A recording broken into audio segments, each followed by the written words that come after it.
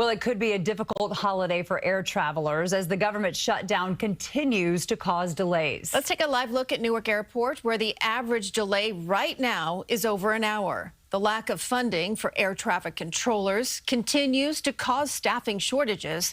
And late this afternoon, the FAA announced it is taking safety measures that will cause even more delays. Devlin spoke to agitated travelers.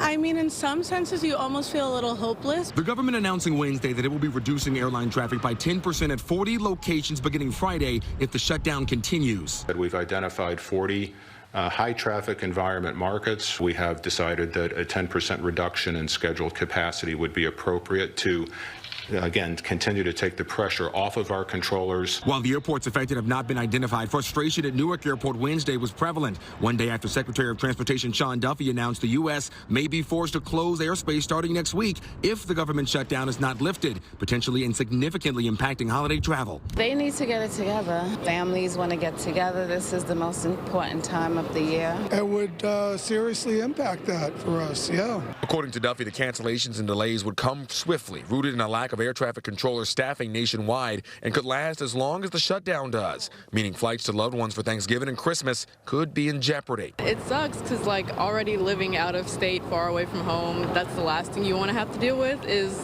delayed flights or things of that nature. Would you consider train or driving to your destination? I don't know if I would be able to do that. It's a little bit far from where I'm going. We're seeing a flow that they can't handle. CBS News travel editor Peter Greenberg says the inflection point for air travel will come next week and will appear as ground stops and flight holds or preempted flight cancellations altogether. It's going to wreak havoc because operational reliability of the airlines is completely compromised.